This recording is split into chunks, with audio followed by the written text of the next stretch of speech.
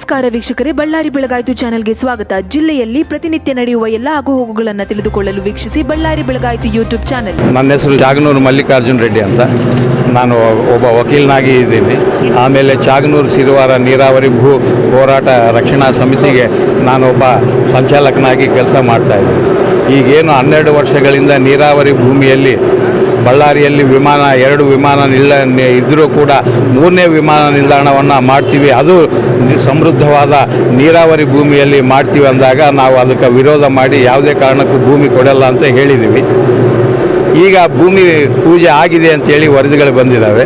ಆದರೆ ಆ ಭೂಮಿ ಪೂಜೆಯಲ್ಲಿ ಪಾಲ್ಗೊಂಡಿರ್ತಕ್ಕಂಥ ಸರ್ಕಾರಿ ಅಧಿಕಾರಿಗಳು ಯಾರೂ ಇಲ್ಲ, ಕೇವಲ ಪ್ರೈವೇಟ್ ಕಾಂಟ್ರಾಕ್ಟರ್ಸ್ ಯಾರೋ ಭಾಗವಹಿಸಿದಂತೆ ಕಾಣುತ್ತೆ.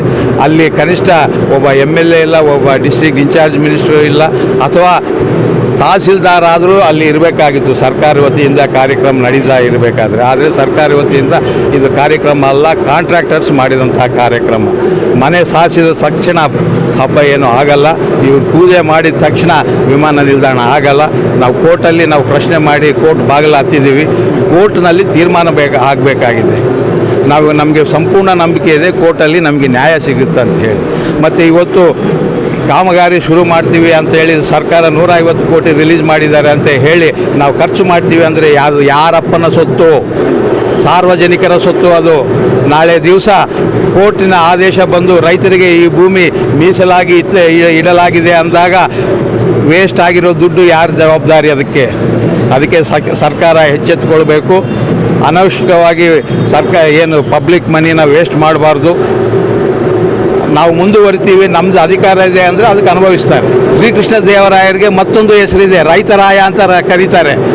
500 ವರ್ಷಗಳ ಹಿಂದೆ ರೈತರಿಗಾಗಿ ಕೆರೆಗಳನ್ನು ತೋಡಿಸಿದ್ದ, ಬಾವಿಗಳನ್ನು ತೋಡಿಸಿದ್ದ, ಕಾಲುವೆಗಳನ್ನು ಮಾಡಿ ಸಂಪೂರ್ಣವಾಗಿ ರೈತರಿಗೆ ಅನುಕೂಲ ಆಗಬೇಕಂತ ಮಾಡಿದಂಥ ಆ ಶ್ರೀಕೃಷ್ಣ ದೇವರಾಯರು ಇವತ್ತು ಸಂಪೂರ್ಣವಾದಂಥ ನೀರಾವರಿ ಭೂಮಿಯನ್ನು ಕೆಡಿಸಿ ಏರ್ಪೋರ್ಟ್ ಮಾಡ್ತೀವಿ ಅಂದರೆ ಶ್ರೀಕೃಷ್ಣ ದೇವರಾಯರು ಏನಾದರೂ ಬದುಕಿದ್ರೆ ಸತ್ತು ಹೋಗ್ತಿದ್ರು. ಇವತ್ತು ನಾವು ರೈತರು ಯಾವುದೇ ಕಾರಣಕ್ಕೂ ಬಿಡೋಲ್ಲ.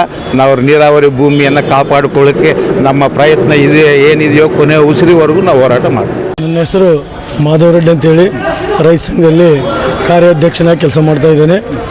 ಈ ಪಾದಯಾತ್ರೆ ಮೊನ್ನೆ ಹೋದ ತಿಂಗಳು 5ನೇ ತಾರೀಕಿನಿಂದ 23ರವರೆಗೆ ಅವತ್ತೇನು 104 ಹಳ್ಳಿಗೆ ಜಾಗೃತಿಯನ್ನು ಮೂಡಿಸಿದ್ವಿ. ಇದು ಅಲ್ಲಿಗೆ ನಿಲ್ಲೋದಿಲ್ಲ ಅಂತೇಳಿ ಅವತ್ತೇನು ಆರಂಭ ಅಂತ ಹೇಳಿದ್ವಿ.